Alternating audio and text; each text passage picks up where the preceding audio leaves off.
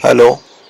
चलिए हम आपको लेयर एंड ब्रॉयलर फार्मिंग की ट्रेनिंग के बारे में कुछ बताते हैं, जो कि poultry research and training centre Kaushal Nagar Patna में 2 सितंबर से 7 सितंबर 2024 में संपन्न हुआ।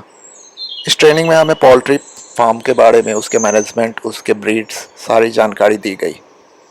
शुरुआत में हमें सबसे पहले पोल्ट्री फार्म की पूरी विज़िट कराई गई, जिसमें हमने सारी चीज़ें देखे, जैसे कि हैचरी यूनिट, कहाँ पे किस प्रकार से मुर्गों को, उनके बच्चे, चूजे को कैसे रखा जाता है, कैसे मैनेजमेंट किया जाता है उनके लीटर को, और ये सारी जानकारियाँ हमने सबसे पहले प्रैक्टिकल एक्सपीरियंस किया। ये था हैचरी यूनिट। हैचरी यूनिट के बाद हम पीछे फार्म की ओर गए। फार्म काफ़ी बड़ा था और चारों बगल काफ़ी बड़े बड़े पेड़ लगे हुए थे। यहाँ पे ब्रूडर्स यूनिट, कोयल का अलग से हेज, ये मल्टी लेवल फार्म था। यहाँ पे भिन्न भिन्न प्रकार के चूजे, जैसे कि वनराज, कड़कनाथ, RIR और 3-4 क्रॉस ब्रीड थे, जिन्हें खुद फार्म पे डेवलप किया जा रहा था बेटर प्रोडक्शन और मीट के लिए।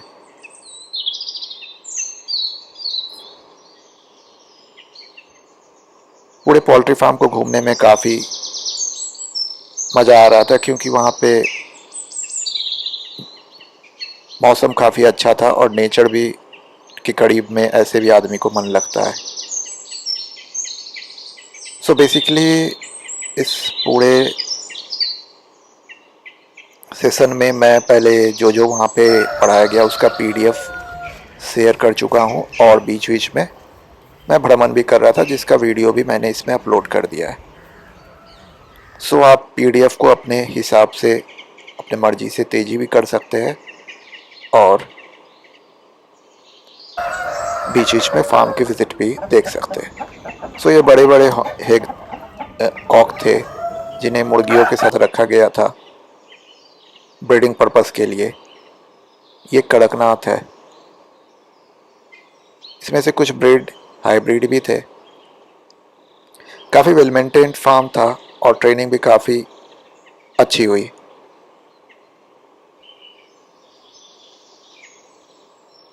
आपको भी देख के लग रहा होगा कि फार्म काफ़ी वेल मैनेज्ड और साफ़ सुथरा और हाइजीनिक था। चारों बगल ब्लीचिंग पाउडर, KMNO4 और बायोसिक्योरिटी मेजर्स का पालन किया हुआ था। चलिए अब धीरे धीरे करके एक एक लेक्चर की PDF शुरू करते हैं।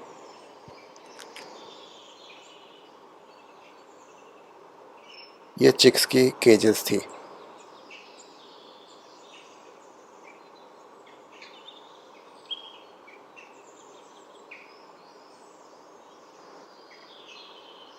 तो हमारा सबसे पहला लेक्चर था मुर्गियों के प्रमुख देसी नस्लें। यहाँ भारत में बहुत सारे नस्लें देसी होते हैं, जैसे कि अंकलेश्वर, जो कि दक्षिण गुजरात में पाए जाते हैं, 60 अंडा के लगभग ये देते हैं। असील, जो कि लड़ने के काम आते हैं, उड़ीसा आंध्र प्रदेश में मिलते हैं। डांकी, ये भी लड़ाकू और लड़ने के काम आते हैं, इन्हें प्लेफुल बर्ड कहते हैं। तोती गीड़, ये असम राज्य जो कि नॉर्थ ईस्ट में है, उधर पाए जाते हैं। कड़कनाथ, इनके मांस में काफ़ी पौष्टिक तत्व मिलती है। कश्मीरी फ्लोवरला, पंजाब ब्राउन, ये बेसिकली क्लाइमेटिक कंडीशन के हिसाब से उसी जगह पाया जाता है।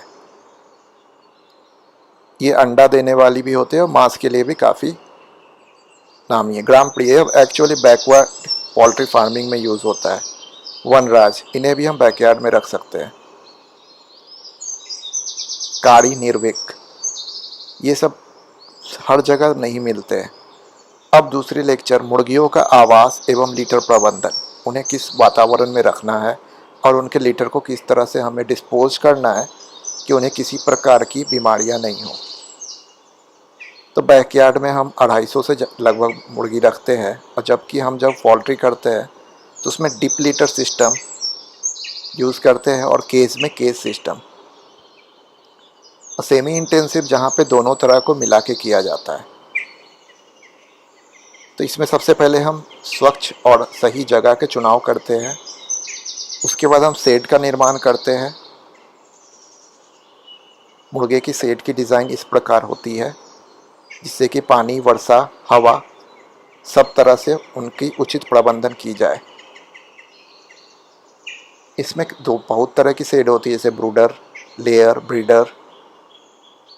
ब्रूडर शेड में सबसे पहले हम चूजे को रखते हैं, उन्हें उचित तापमान पर रख के उनकी ब्रूडिंग करते हैं। अलग अलग प्रकार से उनकी ब्रूडिंग की जा सकती है। ये उनके पोल्ट्री की तापमान है जो कि लेयर और बॉयलर के लिए अलग अलग होती है, और उनके रहने के जगह कितना होगा वो अलग अलग होते हैं। ये ब्रॉयलर के लिए कितने लाइट और कैसे कैसे उन्हें रोशनी दी जाएगी, कैसे कंस्ट्रक्शन किया जाएगा, उसके बारे में भी पूरी तरह से जानकारी दी गई है। लीटर जो वेस्ट होता है और जो उसमें कुन्नी बिछाया जाता है उसे लीटर मैनेजमेंट कहते हैं। अगर इसमें पानी गिर जाए या इसको ठीक से मैनेज नहीं किया जाए तो काफ़ी डिजीज़ इससे फैल जाते हैं, और इसमें अमोनिया की कंटेंट भी बहुत होती है। इसी के लिए इसे हमें अच्छी तरीके से मैनेज करना चाहिए। अच्छे वेंटिलेशन होना चाहिए, नमी नहीं होनी चाहिए। पोल्ट्री के लीटर खाद और में काम आते हैं। लोग इसे अपने खेतों में, गमलों में अच्छे से इस्तेमाल कर सकते हैं। ये वर्मी कंपोस्ट का ही जैसा होते हैं। इनसे काफ़ी दुर्गंध आता है, इसी के लिए इनकी मैनेजमेंट सही तरीक़ा से की जानी चाहिए। कुछ प्रमाण पत्र जो हमें ज़रूरत हो उसको ज़रूर रखना चाहिए। चलिए next, brooding management of chicks. जब चूजा घर पे आता है तो उन्हें उचित तापमान के रखने के लिए प्रक्रिया को ब्रूडिंग कहते हैं। इसमें हम अलग अलग तरीक़ा से पोल्ट्री फार्म की तापमान को कर देते हैं, उसी उचित तापमान रख मेंटेन करते हैं जिससे कि चूजे को किसी प्रकार की तकलीफ़ नहीं हो। ऐसे तो जो कॉक मतलब जो hen होती है वो अपने पंख में अपने अंडे को सेती है, फिर चिक्स को भी अच्छे तापमान में रखती है। अलग अलग तरीक़ा से नेचुरल या आर्टिफिशियल तरीक़ा से हम तापमान को मेंटेन कर सकते हैं। तापमान सही है हो या नहीं ये जानने के लिए हम मुर्गे के बच्चे के प्रतिक्रिया को देख सकते हैं, वो किस तरह से देख कर रहे हैं, एक साथ बैठे हैं कि छितराए हुए हैं। और ऐसे हम साइंटिफिक वे में टेम्परेचर मेज़रमेंट के बहुत सारे ऑपरेटर्स आते हैं, उससे भी नाप सकते हैं। ये अलग अलग प्रकार के ब्रूडिंग मेजर्स है।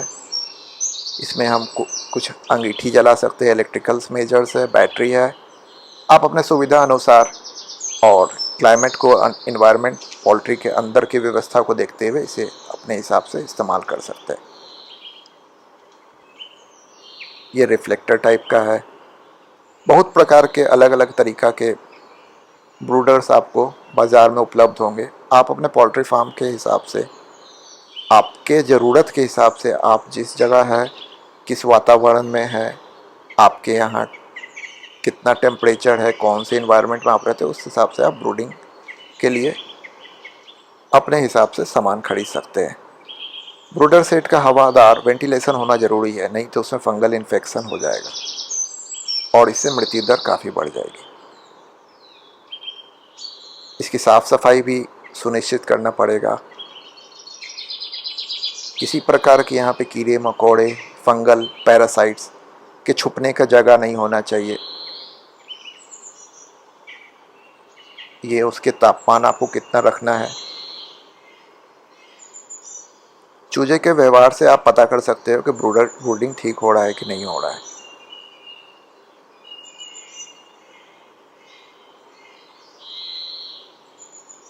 ये उसे करने की प्रक्रिया मैंने कहा ना, आप अपने हिसाब से, अपने पोल्ट्री फार्म के हिसाब से ब्रूडिंग कर सकते हैं।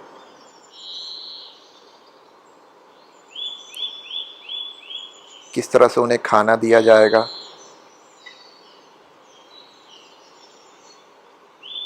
शुरुआत में उन्हें साफ़ पानी दिया जाता है। पहले और दूसरे दिन उन्हें इलेक्ट्रोलाइट, चीनी घोल के साफ़ पानी में दिया जाता है।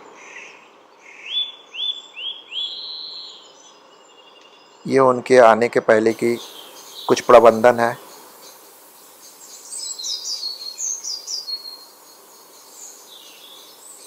बेसिकली हम शुरू में नीचे ज़मीन पर अखबार बिछाकर उन्हें दाना देते हैं कि किसी प्रकार के गर्दा उनके गले में नहीं चले जाए, सांस की नली में नहीं चले जाए। ये उनके रोशनी का प्रबंधन जो कि बॉयलर और लेयर के लिए अलग अलग होता है। कैसे हम उनके सेट का निर्माण करेंगे, कितना ऊंचा होगा, कैसे सांप से बचाएंगे, नेवले से बचाएंगे और परजीवी से बचाएंगे, इनकी डायरेक्शन क्या होगी, किस प्रकार हम वेंटिलेशन मैनेज करेंगे।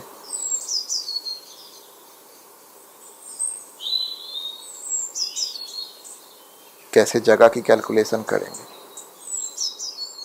चलिए, ये लेक्चर के बाद हम आगे बढ़ते हैं। पोल्ट्री को हम कैसे मैनेज करेंगे, मैनेजमेंट ऑफ पोल्ट्री। तो किस प्रकार से हम उनका बॉडी वेट बढ़ाएंगे, उन्हें खाना किस प्रकार से प्री स्टार्टर, स्टार्टर और फिनिश देंगे। खाने में बेसिकली 6 प्रकार के तत्व होते हैं: carbohydrate, protein, fats, minerals, vitamins and water. उन्हें उनके हिसाब से एनर्जी रिक्वायरमेंट होते हैं और एनर्जी के हिसाब से हम उन्हें शुरू में प्रोटीन देते हैं, बाद में उन्हें सिर्फ कार्बोहाइड्रेट और कम मात्रा में प्रोटीन देते हैं। और विटामिन और मिनरल्स हम सप्लीमेंट के तौर पे उन्हें हमेशा देते रहते हैं, जिससे कि उनके रोग से लड़ने की क्षमता बढ़ जाए और अगर कोई रोग हो गया हो तो वो ज़्यादा फैल नहीं पाए। हमें कोशिश करना चाहिए कि हम कम से कम एंटीबायोटिक्स दें और कम से कम मेडिसिन यूज़ करें, क्योंकि कहीं ना कहीं आदमी के शरीर को पशु के या पक्षी जिसे आदमी खाते हैं उनके द्वारा लिया गया एंटीबायोटिक हार्म करता है। ये किस प्रकार से उनमें कैल्शियम, पोटेशियम की ज़रूरत, क्या क्या कैल्शियम के सप्लीमेंट्स हैं। कैल्शियम के लिए आप उन्हें ईंटा पत्थर खिला दें, जिससे कि पेट में जाने के बाद वो वहाँ पड़े कैल्शियम को चूड़ के उनका यूटिलाइजेशन कर सके। कैल्शियम को एब्जॉर्ब करने के लिए हमें विटामिन डी की भी ज़रूरत होती है। नमक की मात्रा भी सही होनी चाहिए, नहीं तो वो आपस में लड़ने लगते हैं और एक दूसरे को नोच के खाने लगते हैं। विटामिन बी कॉम्प्लेक्स भी होना चाहिए। हर तत्व थोड़ा थोड़ा उचित मात्रा में पशुओं, मुर्गियों लोग के लिए ज़रूरी है। ये विटामिन ई के अलग अलग विटामिन्स ये आपको बाज़ार में मिल जाएंगे, या आप अगर फूड अच्छा से तैयार कर रहे हो, जिसकी लेक्चर आगे है, तो आप अगर उस तरह से फूड तैयार कर रहे हो तो आपको अलग से इन्हें देने की ज़रूरत नहीं पड़ेगी। ये विटामिन्स की डिफिशियंसी के कारण कुछ बीमारियाँ। वाटर भी स्ट्रेस को कम करती है और ये बेसिक नीड्स है वाटर।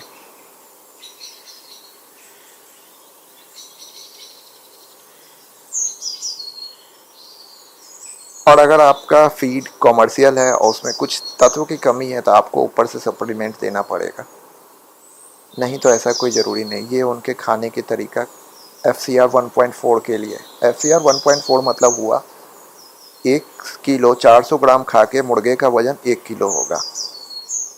ये किस प्रकार से उन्हें कितने मात्रा में देना है, कितना मेज, कितना मोलेसेस, राइस ब्रेन, ये अलग अलग प्रकार के खाने होते हैं। Mess, pellets and crumbles. ये खाने की मैं जैसे बता रहा था आपको कितने क्वांटिटी में बना के 10,000 किलो बनाना है। ये ब्रॉयलर के लिए था, ये लेयर के लिए है। फिर वही चीज़ को मैंने परसेंटेज में दिखाया है इन्होंने। ये हाथ से लिखा हुआ है, ये भी बॉयलर का प्री स्टार्टर है। ये कितने मक्के, चावल, दर्रा, ये एक टाइप चिकन के लिए क्या क्या खाना देना है, कितने मॉइस्चर कंटेंट होगा, सॉल्ट होगा, कैल्शियम होगा, ये सारे चीज़ दिए हुए हैं। आप अपने से ही बना सकते हैं या मार्केट में अवेलेबल कॉमर्शियल फूड भी ले सकते हैं।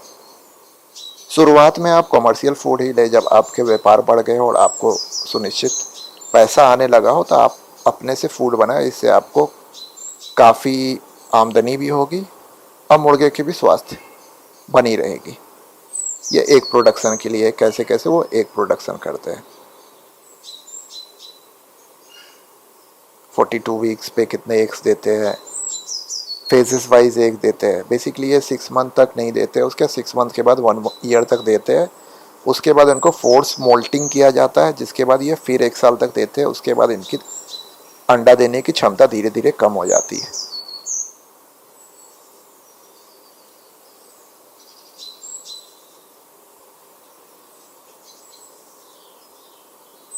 यही फोर्स मोल्टिंग हो रही है।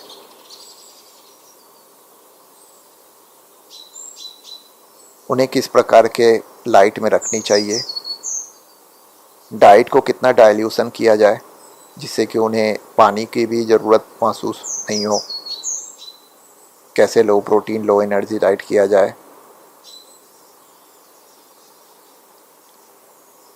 काफ़ी इफ़ेक्ट भी होता है ब्रॉयलर मुर्गी में। हम उन्हें जो जल्दी ग्रोथ कर देते हैं उससे काफ़ी वो स्ट्रेस में रहते हैं और उनमें काफ़ी अननेचुरल स्ट्रेस हो जाता है।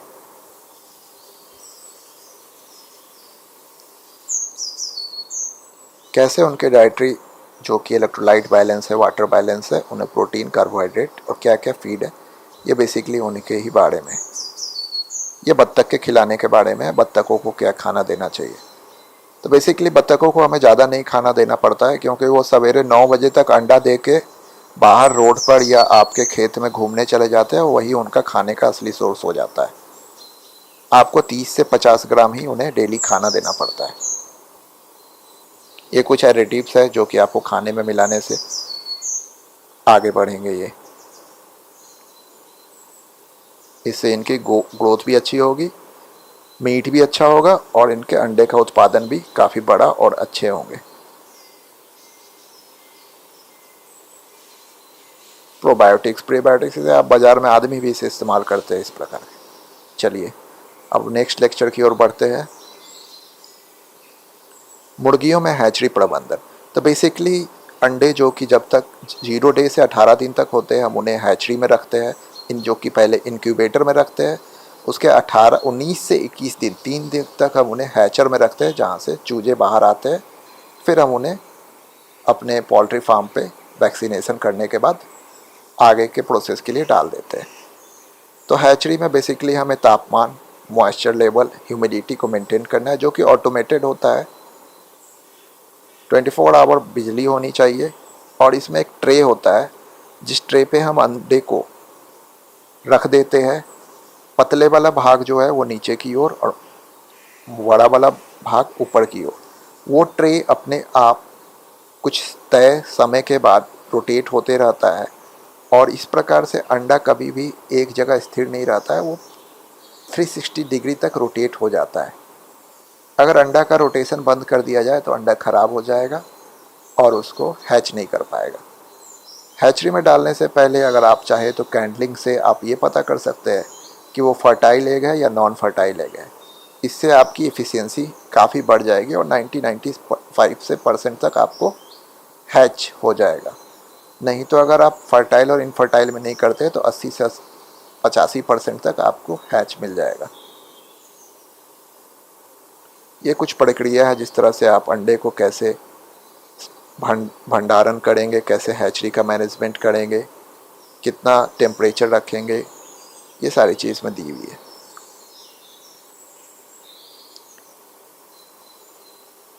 अंडे की पूरी मैनेजमेंट इसमें रखी हुई है। ये कैंडलिंग मैं बता रहा था। आप इसे स्लाइड बाय स्लाइड रोक के भी देख सकते हैं।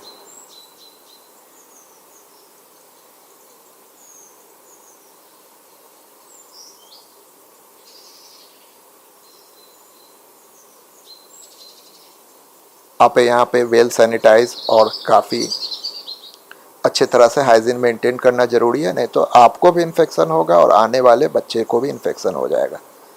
यहाँ पे आम आदमी को घुसने नहीं देना है और जो घुसे उन्हें बायोसिक्योरिटी मेजर्स जैसे कि KMNO4 पे पैर रख के, हाथ में ग्लव्स, अलग जैकेट पहन के ही अंदर एंट्री करना है और बाहर निकलने के बाद फिर वो सब डिस्पोज कर देना है, नहीं तो फिर सैनिटाइज करके दोबारा यूज करना है। ये आपका 10,001 का हैचर है। ये घर पे इस्तेमाल करने वाले या छोटे पोल्ट्री फार्म के लिए हैचर है। ये हैचरी मैनेजमेंट की अलग अलग प्रक्रिया। भारत सरकार के पास 400 हैचरीज है।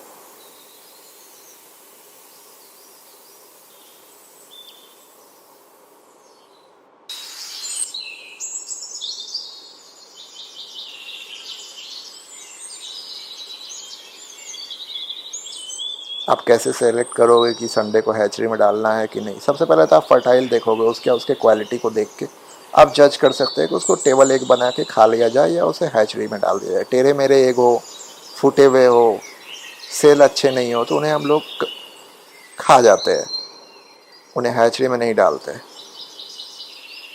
फ्यूमिगेशन भी करना ज़रूरी है, ये एक तरह से वायरल के इन्फेक्शन को रोकते हैं।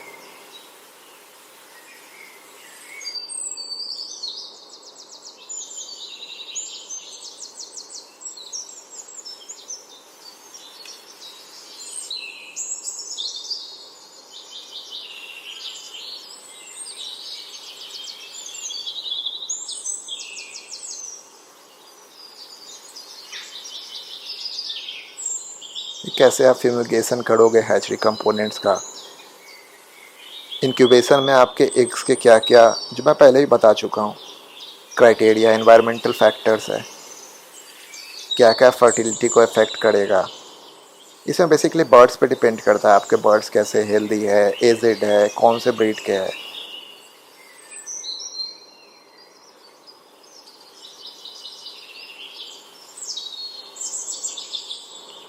आप फिर उससे निकलने वाले वेस्ट को कैसे मैनेज करोगे? उसे या तो काफ़ी अच्छे से डिकम्पोज करना पड़ेगा, डिस्ट्रॉय करना पड़ेगा, या इसको आप आगे भी यूज़ कर सकते हो। सेल्स को आप कैल्शियम के उत्पादन में यूज कर सकते हो, या और भी काफ़ी चीज़ें हैं उसमें आप यूज़ कर सकते हो।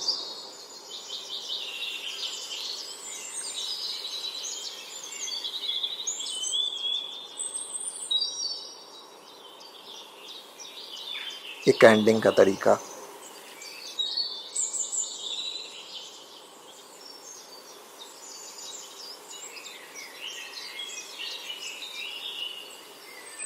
कैसे एग हैच होगा? बेसिकली चूजे जो होता है, चौड़े पार्ट जो ऊपर, दो तरह के अंडे होते, दो कोने होते, एक तो पतले एक मोटे। बड़े बड़े वाले को चोंच मार के वो ऊपर से निकलते हैं। इसी के लिए हमें हैचिंग यूनिट में पतले पार्ट को नीचे और चौड़े पार्ट को ऊपर रखना पड़ता है, तो आराम से फोड़ के अंडे बाहर निकल जाए। ये टीकाकरण मैरेक्स डिजीज़ का, जो कि डीरो डेज पे करते हैं, कि किस प्रकार से हम हैचरी से निकले हुए वेस्ट को हटाएंगे और फिर बाद में हैचरी यूनिट की कैसे साफ़ सफाई करेंगे। आगे बढ़ते चलिए, मैं आपको वहाँ पे जहाँ पे ट्रेनिंग सेंटर था वहाँ के हैचरी का विज़िट कराता हूँ। वहाँ पे ये 17,000 के 2 इंक्यूबेटर थे, टोटल 34,000 के ये है इंक्यूबेटर। ऊपर में टेम्परेचर और ह्यूमिडिटी के लिए मीटर लगा हुआ था और अंदर में वही इन्वायरमेंटल कंडीशन मेंटेन किया हुआ था।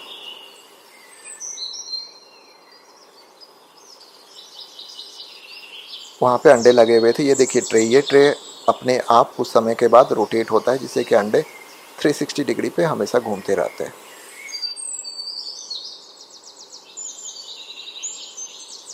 ये सारे एग 18 दिन तक इसमें रहेंगे, उसके बाद वो हैचर यूनिट में चले जाएंगे। इसे इंक्यूबेशन यूनिट कहते हैं। बेसिकली यहाँ पे सब डोमेस्टिक ब्रीड जैसे कि कड़कनाथ, वनराज, आड़ायार, इस ब्रीड के मुर्गे के अंडे थे।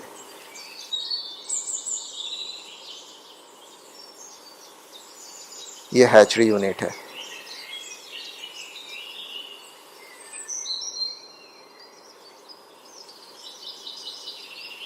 ये ट्रे जिसमें कि हैचिंग करने के लिए अंडे को रखा जाता है।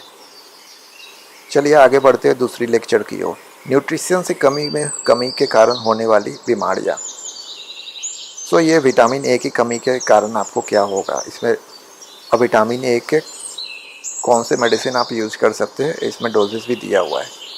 ये विटामिन B2 के कारण क्या होगा, इसमें दोनों पैर छितरा जाते हैं, और इसकी कौन सी मेडिसिन है। हर बीमारी में कुछ कुछ समानती होती है और कुछ कुछ अलग होता है। ये भी थायमाइन डिफिशियंसी है, तो आपको देख के पता करना है, या तो आप वेटनरी डॉक्टर को दिखा के आप ये पता कर सकते हो कि बेसिकली आपको कौन सी बीमारी है। ये रिकेट हो जाती है विटामिन D3 के कमी से, सूरज के कम लगने के कारण। इसमें पीछे के जो आपके बैकबोन होते हैं उसमें अलग तरह से स्वेलिंग हो जाती है। ये उनकी सप्लीमेंट है जो कि आपको बाज़ार में ईजिली उपलब्ध हो जाता है। कैल्शियम भी काफ़ी ज़रूरत है। कैल्शियम के लिए आप उन्हें ईंटा पत्थर दे सकते हैं। विटामिन ई की कमी से क्या क्या होगी? सारे विटामिन्स के अलग अलग बीमारियां होते हैं और अलग अलग सप्लीमेंट होते हैं। अगर आपके खाना सही नहीं है तो आपको अलग से सप्लीमेंट देना पड़ेगा।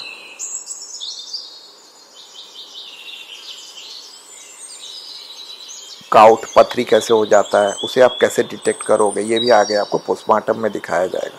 ये देखिए, इससे काउट हो चुका है, इसकी ट्रीटमेंट क्या है।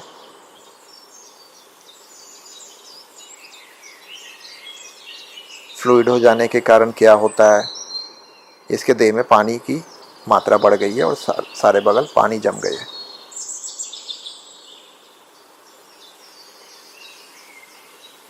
बॉयलर चिकन में किस तरह से क्या क्या बीमारियां होती है, इनके ट्रीटमेंट क्या है और इन्हें आप कैसे प्रिवेंट कर सकते हो। लीवर, फैटी लीवर भी हो जाता है इन्हें, जो प्रकार के जैसे आदमियों को जो जो बीमारी होती है वो इनको भी हो ही जाते हैं।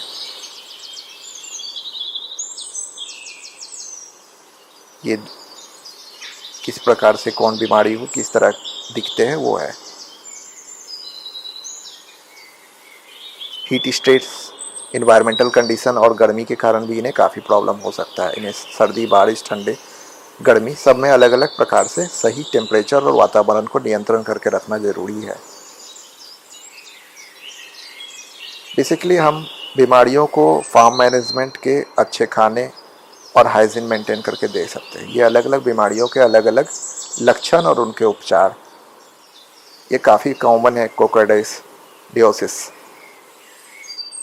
ये मेरेक डिजीज, इसकी वैक्सीन हम शुरू में ही दे देते हैं। बेसिकली वैक्सीन भी हमें ब्रॉयलर को नहीं देना चाहिए, क्योंकि वो तो 25 से 26 दिन पे उन्हें हम बाज़ार में बेच ही देते हैं। फिर आर्टिफिशियल इंसेमिनेशन इन पोल्ट्री, बेसिकली ये अभी उतना नहीं फेमस है, but other animals like cow, dogs, इसमें अभी ये काफ़ी प्रचलन में है। इससे क्या होगा कि आपके मेल रखने की कोई ज़्यादा ज़रूरत नहीं होगी, आप फीमेल रख के उनको आर्टिफिशियल इंसीमेशन से आप फर्टाइल एग और आगे के जनरेशन को रख सकते हैं। या आप कोई मेल हो जो कि काफ़ी गुड ब्रीड का हो और आप उसके स्पर्म्स को काफ़ी लंबे समय के लिए आप उसको स्टोर करना चाहते हो, तो आप उसे आर्टिफिशियल इंसीमिनेशन से स्टोर कर सकते हो। इसकी विधि इसमें अच्छी प्रकार से दी हुई है।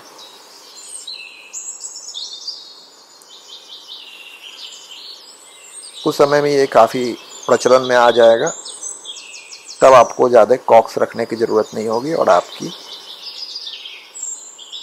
मार्जिन या जो आपको बेनिफिट्स होगा वो ज़्यादा हो जाएगा। ये गन है जिससे कि आप सेमन मुर्गी में डालोगे। ये प्रोसेस है क्रैकिंग, पेंटिंग और इवेटिंग द एग। ये सेमन उसमें इंसर्ट किया जा रहा है।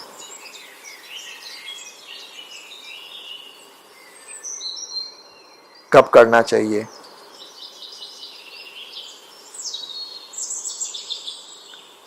चलिए अब दूसरे लेक्चर की ओर बढ़ते हैं। कैसे रोगों का रोकथाम करना चाहिए, हम कैसे बीमारियों को फैलने से रोक सकते हैं। रानीखेत, ये काफ़ी कॉमन बीमारी है जो कि मुर्गियों में फैलती है। रानीखेत के लक्षण किस प्रकार से आप उसे देख सकते हैं। मारेक रोग, जिसका मैंने बताया वैक्सीन आपको फर्स्ट डे में या फर्स्ट सेकंड डे में दे देते हैं। मारेक में आपको इस तरह से उसके अंदर के पार्ट्स हो जाएंगे। बर्ड फ्लू, ये काफ़ी कंटेजियस होते हैं और ह्यूमन में फैलते हैं। इसमें पूरे बर्ड्स को डिस्पोज ऑफ कर दिया जाता है। ये बर्ड फ्लू के लक्षण है। ऊपर का जो उनका पंख होता है वो एकदम अजीब, ये फॉल पॉक्स, काले काले हो जाएंगे उनके जो माथा पे होते हैं। आईबीडी, फाउल क्लोरा, इसमें आपको लाल रंग के उससे पॉटी करने लगेंगे। टाइफाइड भी उन्हें हो जाता है, ये गंदगी के कारण फैलता है, या एक को होता है तो इसे दूसरे को फैल जाता है। कोकाइडोसिस, कोरिजा, ये काफ़ी संक्रामक बीमारी है। वैक्सीन से पहले हम क्या क्या प्रिकॉशन लेंगे। 6 बर्ड को अलग कर देंगे, हेल्दी बर्ड को ही वैक्सीन लगाएंगे। कितने कितने उम्र पे कैसे कैसे वैक्सीन देना है और कहाँ देना है। आँख में, सबक्यूटेनियस लेयर में। आगे चलिए।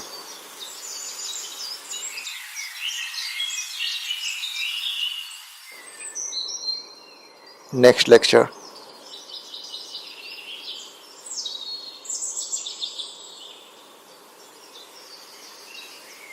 घरेलू मुर्गे में हमें क्या क्या बीमारियां होती है, कैसे उनका बचाव करना चाहिए। ये अलग अलग प्रकार के मुर्गियां, कितने अंडे वो देते हैं, क्या क्या ध्यान हमें मुर्गी का घर बनाने के समय रखना पड़ेगा, किस प्रकार से उसका शेड की बाहर की ओर निकलना, नेवले और सांप से बचाव, ये दाना पानी के बर्तन कैसे हो गए, कैसे हमें हाइजीन उनकी मेंटेन करने पड़ेगा। इस स्लाइड में कुछ इशू है, इसे मैं नहीं सॉल्व कर पाया।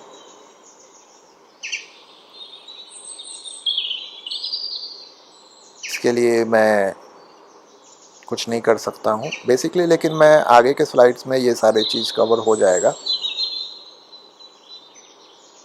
ये कैसे आप बैकयार्ड पोल्ट्री से आपको क्या क्या फ़ायदा होगा, ये आप बैकयार्ड पोल्ट्री और कॉमर्शियल पोल्ट्री में क्या क्या अंतर है, कैसे लेबर इंटेंसिव कौन है, किसमें खाना कम लगता है, किसका उत्पादन ज़्यादा है, कहाँ कहाँ देश में अलग अलग ब्रीड्स के मुर्गे मिलते हैं, आप किस ब्रीड्स को कहाँ रख सकते हैं, कौन कौन ब्रीड कितने वज़न के होते हैं, कितने वज़न के अंडे देते हैं और कितने अंडे वो एक साल में देते हैं, और किस सीज़न में और किस एटमॉस्फेयर और इन्वायरमेंटल कंडीशन में वो रह सकते हैं।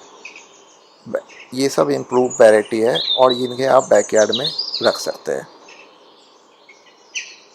ये सब काफ़ी इम्प्रूव्ड है और हाइब्रिड, और ये अलग अलग और दूसरे वैरायटी जो कि अलग अलग स्टेट में आप वहाँ के क्लाइमेटिक कंडीशन के हिसाब से रख सकते हैं। आप इसे अंडे उत्पादन, फ्लेश, मीट या दोनों के लिए भी रख सकते हैं। ये सब सारी ब्रीड्स है। ये अलग अलग जगह के अलग अलग ब्रीड्स है। आप कैसे बैकयार्ड पोल्ट्री को मैनेज करोगे, कैसे ब्रूडिंग करोगे, कैसे रात में आप उसे शेड में रखोगे, शेड के आप कैसे साफ़ सफाई करोगे, कैसे उन्हें चूहे और अदर परजीवों से बचाओगे, कैसे बीमारी फैलने से बचाओगे, और जब कोई इन्फेक्शन फैलता है तो आप कैसे उसको कंट्रोल करोगे, ये सारी चीज़ इसमें दिए रखे हैं। आप ब्रीड कैसे करोगे, कैसे डिवॉर्मिंग की क्या शेड्यूल होती है। ये पोल्ट्री के फीड मैनेजमेंट है। ये बगल में ही पोल्ट्री का वो है जिसमें आप अंडे उत्पादन के लिए मुर्गियाँ रखोगे। ये केजेस है, एक तरफ से खाना, दूसरी तरफ पानी, और अंडा जो होगा वो नीचे की ओर आके, ये अभी बन ही रहा था फार्म में और इस साल के अंत तक इसे चालू करने की संभावना है। इसमें बेसिकली इन लोग आड़ाइयाँ रखेंगे, जबकि लेग हॉर्न जो होता है सबसे ज़्यादा अंडा देने वाला मुर्गी है, जो कि 320 के लगभग अंडा एक साल में दे देता है, लेकिन ये लोग आड़ाइयाँ रखते हैं। अब कैसे आप अलग अलग वातावरण, अलग अलग सीजन में पोल्ट्री का मैनेजमेंट करोगे। तो पोल्ट्री बेसिकली सिर्फ मुर्गे को नहीं कहते हैं, सब प्रकार की चिड़ियों को पोसने के पोल्ट्री कहते हैं। कैसे स्ट्रेस होता है गर्मी ठंडे में, कैसे वो क्या क्या एनवायरनमेंट कंडीशन के कारण उनके बॉडी में क्या क्या बीमारियां फैल जाती है, क्या क्या उनके लक्षण होते हैं, और इनका बचाव हम कैसे करेंगे। सर्दियों में क्या करेंगे, कैसे उन्हें उनके फार्म को गर्म रखेंगे। हम कर्टन लगाएंगे, ब्लोअर चलाएंगे, हीटर चलाएंगे, ब्रूडिंग जो करते हैं वो चलाएंगे, जबकि हम वेंटिलेशन ही मेंटेन रखेंगे।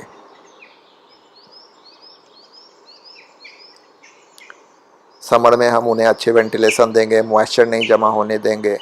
इसके लिए हम अपना टेम्परेचर और मॉइस्चर मीटर भी लगा सकते हैं, और ख़ुद जैसे आप अपने आप को पोल्ट्री में ढाल के देखो तो आप अपने आप पता कर लोगे कि अंदर का एटमॉस्फेयर कैसा है, और आप उसे मुर्गे के अनुकूल धीरे धीरे आप उसी हिसाब से मैनेज कर लोगे। अ गुड मैनेज पोल्ट्री जो होगा वो उत्पादन की क्षमता, अंडों की क्षमता बढ़ा देगी। रेनी सीजन, इस समय ह्यूमिडिटी ज़्यादा होता है, आप कैसे उसे मैनेज करोगे,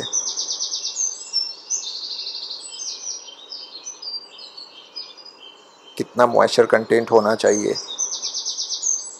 अब बायोसिक्योरिटी मेजर्स क्या होना चाहिए फार्म के अगल बगल और फार्म में।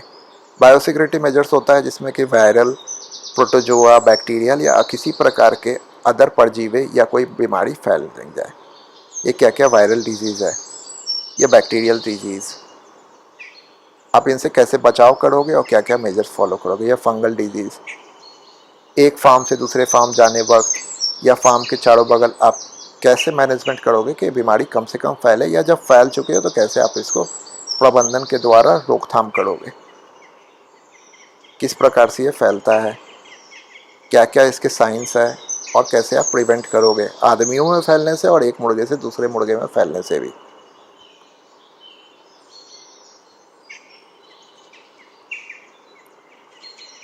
आप कैसे वैक्सीन दोगे, मैनेज करोगे, बायोसिक्योरिटी मेजर से बीमारियों को बचाओगे, ये सारी चीज़ें इसमें दी हुई है। आप हाइजीन और अच्छे खान पान से भी इस पर कुछ हद तक कंट्रोल कर सकते हो। ये वैक्सीनेशन की शेड्यूल है।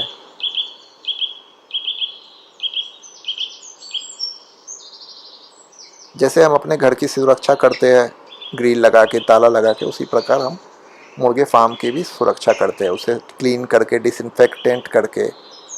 कैसे ट्रैफिक, आदमी का आवाजाही, दूसरे परजीवी, दूसरे पक्षी को रोकना, माइग्रेटरी बर्ड को रोकना, ये सब टेक्निक इसमें अच्छी तरह से बताई गई है। कैसे साफ सफाई, स्क्रीन वॉल्स, विंडोज़, मच्छर से बचाना, मक्खी से बचाना, ये सब से इनमें काफ़ी बीमारियां फैलती है।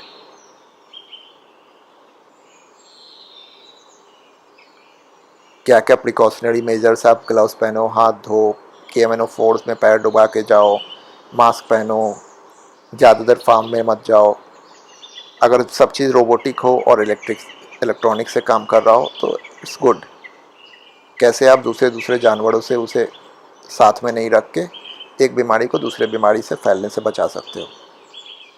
एक ही बार इसमें कहा जाता है ऑल इन ऑल आउट। एक बार आप मुर्गे के लौट लाए और उसे एक बार निकाल दे, कुछ दिनों से सैनिटाइज करें, फिर दूसरे मुर्गे के लौट लाए, इससे बीमारियां कम फैलेगी। आप क्लीनिंग करें, गैस से गर्म करके करें, फ्यूमिगेशन करें, क्लोरीन छीटे, अगर आप घरेलू और गांव में हैं तो ब्लीचिंग पाउडर छीटे, वाइट वॉशिंग कराए, चूना से कराए। ये अलग अलग प्रक्रिया है जिससे कि आप डिसइंफेक्टेंट कर सकते हैं।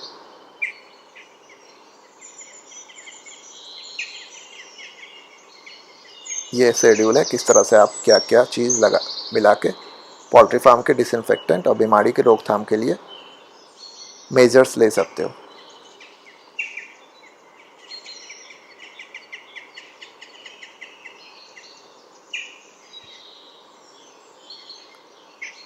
चलिए बढ़ते हैं दूसरे लेक्चर की ओर। कैसे हम पैरासिटिक डिजीज़ों की मैनेजमेंट करते हैं पोल्ट्री फार्म में। ये अलग अलग पैरासाइट्स डिजीज़ है जो कि बेसिकली मुर्गे में फैलते हैं। ये कैसे उनके सर्जरी करके, पोस्टमार्टम करके आप देख सकते हो। कोकोडीस, ब्लैक हेड, ट्राइकोमैनियासिस, ये किस तरह से फैलता है, ये एज, सीज़न, उनके खाने, न्यूट्रिशन, हेल्थ और फार्म मैनेजमेंट पे डिपेंड करता है। ये पैरासिटिक डिजीज़ और उनके नाम, कैसे होता है, ट्रांसमिट कैसे होता है, उसके क्लिनिकल सिग्नल्स क्या है, कैसे एक दूसरे से चले जाते हैं, और इनका ट्रीटमेंट और प्रिवेंशन आप क्या ले सकते हो। यह स्कैरिस है जो जोंक होता है, इसके लिए आपको डिवॉर्मिंग करना है। ये सब सारी बीमारियों की दवाइयाँ हैं। ये चमोकन, ढील, माइट्स है। आप इसे नेचुरल वे में भी मुर्गे को इम्यून करके भी उसे अच्छे से न्यूट्रिशन डाइट दे के, साफ़ सफाई मैनेज करके, well managed poultry litre management, environmental condition करके भी आप उसे रोग से लड़ने की क्षमता बढ़ा सकते हो और रोगों पे कामयाब हो सकते हो। ये ड्रग्स है कुछ कुछ जो कि आप यूज़ करोगे अलग अलग बीमारियों में, अलग अलग उचित मात्रा में, सही समय पे करके आप बीमारियों को रोक सकते हो।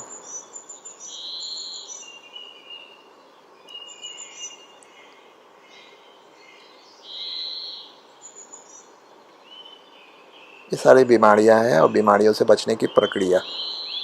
एक मुर्गे से दूसरे मुर्गे, एक बर्ड से दूसरे बर्ड्स में भी बीमारियां फैलती है। इसी के लिए बीमार पक्षियों को सबसे पहले अलग करके हम उन्हें उचित ट्रीटमेंट देनी चाहिए और फार्म की भी उसी समय उचित साफ सफाई या मैनेज कर देना चाहिए कि बीमारियां आगे स्प्रेड नहीं हो।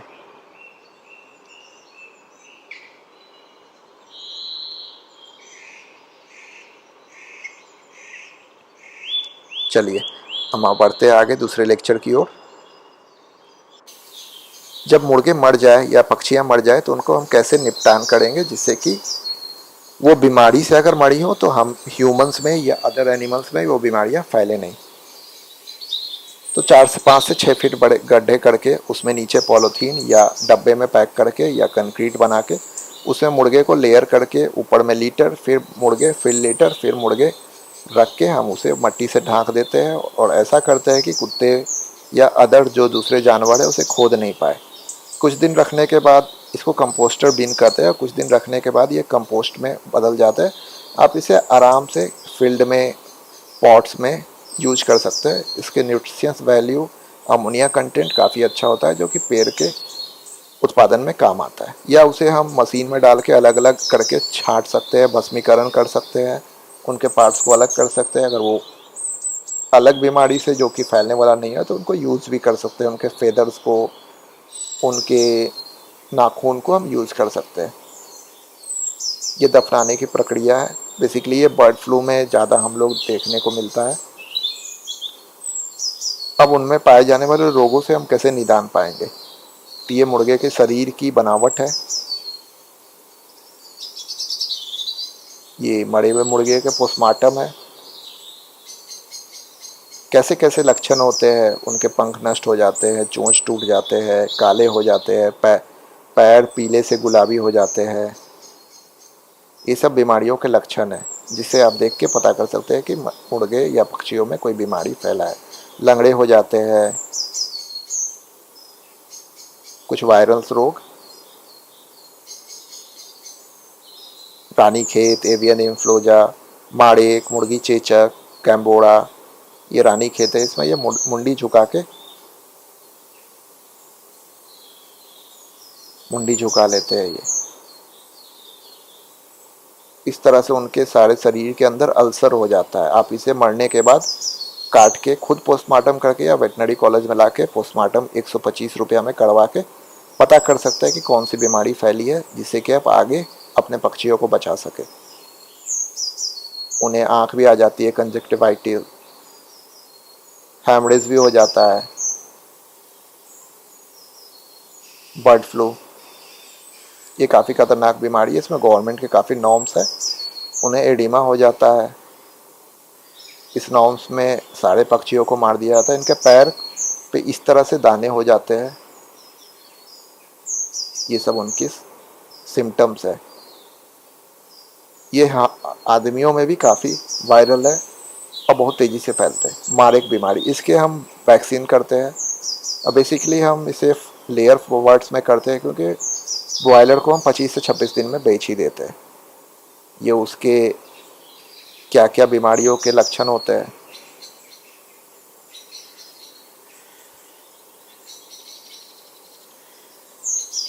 कैसे लीवर, हार्ट में कैसे कैसे आप पता कर सकते हो पोस्टमार्टम करके। या अगर आप बाज़ार से मुर्गे ले रहे हो तो काटने वक्त आप देख के पता कर सकते हो कि आपके जो काट खाने जा रहे हो वो किसी प्रकार के रोग से ग्रसित है कि नहीं।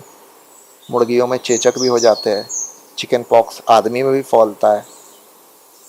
इस प्रकार से मुर्गियों के चेचक की आप पहचान कर सकते हो।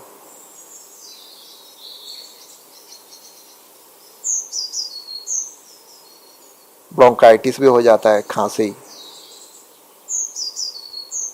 जब इन्हें ब्रोंकाइटिस होता है तो आप इनके बगल से गुजरोगे तो एकदम ये खूब गहरी आवाज़ में सांस लेते हैं। उनके लंग्स इस तरह से खराब हो जाते हैं। जैसे जैसे बीमारी आदमी में होते हैं उसी तरह से पक्षी और पशु में भी होते हैं। गैम्बोड़ा हो जाता है जिसे IBD भी कहते हैं।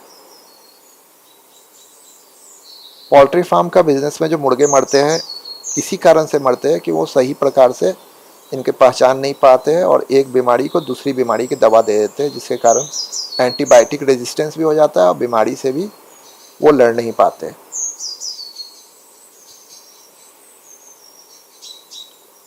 लैरिंगोट्रैक्टाइटिस,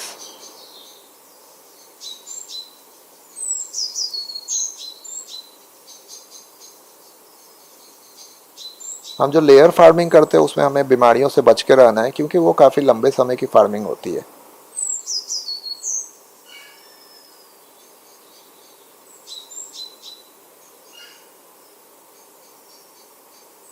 IBH, ये कुछ जीवाणु जन्य रोग, कैसे हैजा होता है, पुलोरम रोग हो जाता है, फाउल टाइफाइड होता है, इकोलाई होता है। इकोलाई बेसिकली ह्यूमन से ही फैलता है और मुर्गी के पॉटी से एक से दूसरे में फैल जाता है। इकोलाई में ये सब सिम्टम्स है।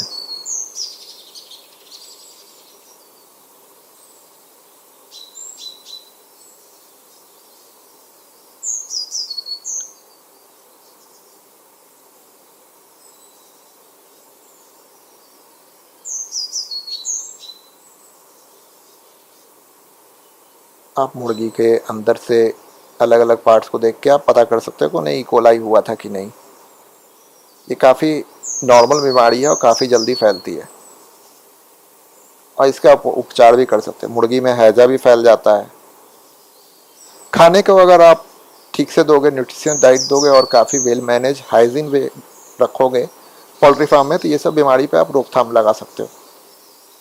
इसके लिए आपको अलग से उपचार पे कोई खर्चा नहीं करना पड़ेगा, और आप एक हेल्दी डिजीज रेजिस्टेंस बर्ड्स को आप मार्केट में दोगे। सर्दी जुकाम भी उनमें हो जाता है अगर आप पोल्ट्री को ठीक से मैनेज नहीं कर रहे हो।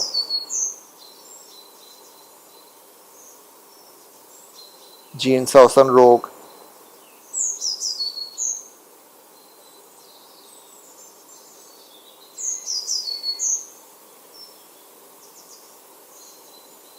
पुलोडम रोग, अगर किसी प्रकार के रोग हो जाए तो आप बगल के वेटनरी कॉलेज या वेटनरी डॉक्टर से दिखाएं। फॉल टाइफाइड,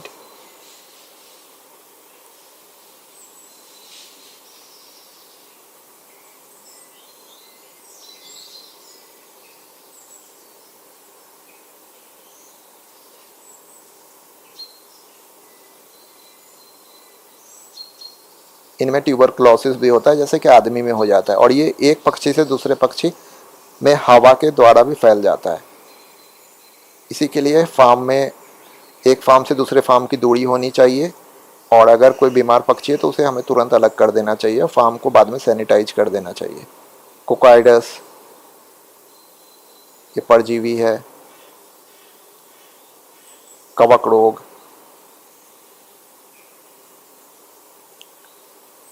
एस्परगिलोसिस,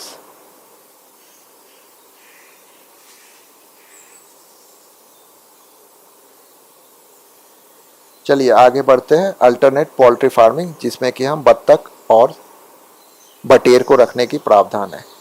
बत्तख को हम काफ़ी आसानी से रख सकते हैं, और ये काफ़ी बेनिफिशियल भी होती है, और इसकी डिमांड भी ठीक ठाक है। इसे हम कम खाने में, लेकिन ये जगह के रिक्वायरमेंट ज़्यादा रखते हैं, और ये बाहर के खाने पे अपने जीवन काट लेते हैं। इसमें हम 30-40 ग्राम ही खाना देते हैं, और इनके खाना कैसे बनता है इस स्लाइड में ये भी दिया हुआ है। ये सवेरे 9 बजे तक अंडे दे देते हैं, जिसके कारण आप इसे आराम से कलेक्ट कर सकते हैं। अगर आप ऑफिस जा रहे हो तो 9 बजे तक अंडे कलेक्ट करके बत्तख को फार्म में चुगने के लिए छोड़ दे, फिर शाम में आके थोड़े से खाना दे दे। इससे आपको ये अदर सोर्स ऑफ इनकम के लिए हो जाएंगे। इसमें ज़्यादा मेंटेनेंस भी नहीं है, और ये आपके घर और अगल बगल बैकयार्ड के लिए भी काफ़ी कामयाब माने जाते हैं, क्योंकि ये गंदगी को खा जाते हैं, बचे कुचे खाने खा जाते हैं, नाली से कीड़ा मकोड़ा, वर्म्स, बीट्स, ये सब खा के ये अपना पेट भर लेते हैं, जिससे कि आपके अगल बगल साफ़ सफाई भी हो जाती है, और आप पे को खाने पे भी कम खर्चा करना पड़ता है। ये अंडे भी बहुत देते हैं, 300 अंडे ये साल भर में दे देते हैं, और ये लगातार 5 साल तक, थोड़े कम हो जाते हैं लेकिन अंडे देते रहते हैं। और जब ये अंडे देने बंद कर दे तो आप इसे फ्लेश के लिए भी बेच सकते हो, या इनके अंडे भी एटलीस्ट 10 रुपया तो आपके फार्म से ही बिक जाते हैं। ये काफ़ी हाई वैल्यू पोल्ट्री है, जिसे आप आराम से कर सकते हैं, और इसमें डिजीज़ भी कम फैलता है, क्योंकि ये बॉयलर की तरह जेनेटिकली मॉडिफाइड नहीं है कि इन्हें कम समय में ज़्यादा वेट गेन करने के लिए हम स्ट्रेस में ला के ज़बरदस्ती वेट गेन करा दे, जिससे कि इसमें काफ़ी रोग हो जाए। फिर भी इसमें भी कुछ रोग होते हैं, इनकी वैक्सीन होती है, कुछ मेडिसिन्स होती है, और इनके भी खाने की अलग अलग प्रावधान होते हैं। अलग अलग ब्रीड अलग अलग समय, अलग अलग ड्यूरेशन के लिए और अलग अलग क्वांटिटी में एग्स देते हैं। इनकी कैपिटल कॉस्ट लगभग इतनी है। आप कितने बचत कर सकते हैं ये भी इसमें दे रखा है। 5 साल में आप 25 लाख रुपया इनकम 200 बत्तख पे ला सकते हैं, जिसमें आप खर्चा हटा दे तो 14 लाख होगा। अगर आप 1000 बर्ड कर दिए तो आप उसे 5 से गुना कर दें। आप उसे फिश के साथ भी रख सकते हैं, जिससे कि ये इसको इंटीग्रेटेड फार्मिंग करते हैं। इससे फिश को भी फ़ायदा होगा। एरेशन करेंगे तालाब में, इनके बीड्स को फिश खाएंगे और इन्हें भी नेचुरल इन्वायरमेंट में जल्दी ग्रोथ होगा और बीड्स अजोला खा के ये अपनी ज़िंदगी जी लेंगे। आगे बटेर जापानीज कोयल है। ये बहुत छोटे जगह पे 1 स्क्वायर फीट में 3 से 4 बटेर, और ये जल्दी एग दे देते हैं, जल्दी इनकी बर्ड्स हैच हो जाती है। छोटे जीव होते हैं, तीतर के वैरायटी के होते हैं, और इन्हें ठंड में लोग काफ़ी पसंदीदा मान के खा लेते हैं। इनके शॉर्ट लाइफ स्पैन होते हैं और ये बहुत कम समय में काफ़ी पूंजी प्रदान कर सकती है। इसके लिए ज़्यादा जगह भी ज़रूरत नहीं है। इसे आप लेयर में भी कर सकते हो, हॉरिजॉन्टल में 2-3 पार्ट्स में लेयर लगा लगा के कर सकते हो। ये उसके कुछ साइलेंट फीचर्स है। चलिए आपको बटेर के बारे में कुछ और जानकारियाँ मैं इस नेक्स्ट स्लाइड से उपलब्ध कराता हूँ।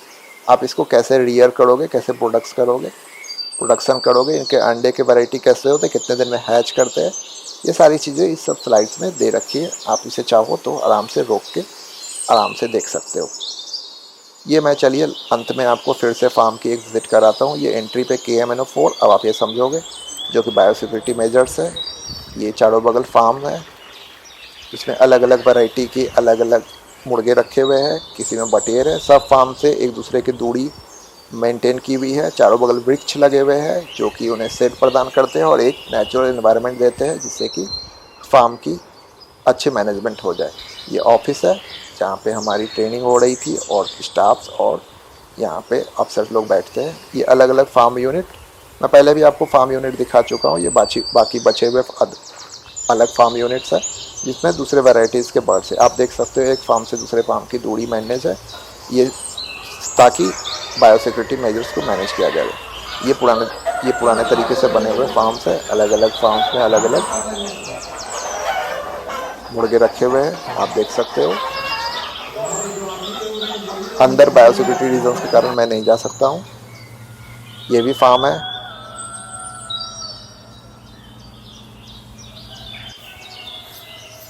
ये भी फार्म आप देख रहे हो। इसी प्रकार काफ़ी सारे फार्म से मैंने शुरू से अंत आपको लेक्चर और बीच में वीडियो देके एंटरटेन करते रहा। I hope you like this video, और ये आपको काफ़ी फ़ायदेमंद होगा अगर आप इसे धीरे से सुने। और अगर आपको समझ में नहीं आ रहा तो स्लाइड को रोक के अच्छे से पढ़ के आप इससे मुर्गे पोसने और पोल्ट्री को किस तरह से ज़्यादा उत्पादन और ज़्यादा बेनिफिट में यूज़ किया जा सकता है, आप इसको उपयोग में ला सकते हैं। सो अगर आप इस वीडियो को पसंद करते हैं तो इसे आप लाइक करें, सब्सक्राइब करें, और जितने से ज़्यादा में शेयर करें, क्योंकि कहा जाता है कि पढ़ने और पढ़ाई की चीज़ों को शेयर करने से आपकी भी सोचने और पढ़ने की क्षमता बढ़ती है। चलिए, थैंक यू। आशा करता हूँ कि आपके दिन मज़ेदार हो और आप मुर्गी पालन में आगे बढ़े। धन्यवाद, thank you, bye, have a nice day.